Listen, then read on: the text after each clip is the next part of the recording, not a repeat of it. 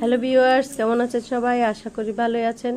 আমি আজকে একটি পাট শাকের অন্যভাবে রেসিপি দেখাবো, যেটা আমাদের চট্টগ্রাম অঞ্চলে কাঁঠাল বিচি দিয়ে খাওয়া হয়। সাথে হচ্ছে ফেলন ডাল। প্রথমে ফেলন ডাল ভেঙে আমি চুড়ে নিয়েছি। চুড়ে নিয়ে তারপর সব কিছু চেড়ে নেব।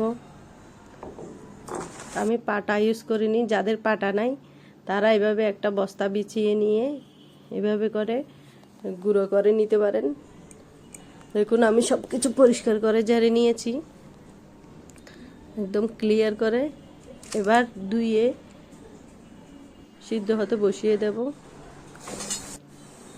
সাথে 2টা তেজপাতাও দিয়েছি, তারপর দিয়েছি কাঁঠাল বিচি। শাকগুলো একদম কুচি কুচি করে নিয়েছি। এবার ডাল ফুটে আসলেই কাঁঠাল বিচি 20-30% সিদ্ধ হয়ে আসলেই দিয়ে দিয়েছি শাকগুলো দিয়ে এবার কিছু মশলা অ্যাড করে দিব। মশলার মধ্যে আমি দিয়েছি হলুদ গুঁড়া, আদা পেস্ট, জিরা গুঁড়া, তারপর দিয়েছি শুকনো মরিচ পরিমাণ মতো। আর বেশি জাল হয়ে গেলে শাকের সাথে ভালো লাগে না।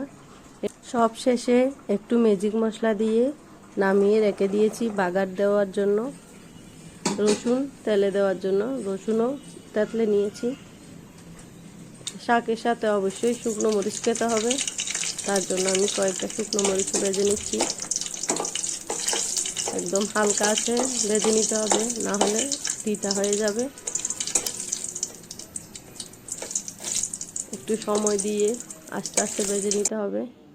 এবার শুকনো মরিচও তুলে নিয়েছি, তুলে নিয়ে দিয়ে দিয়েছি রসুনগুলো ভালো করে ভেজে নেব।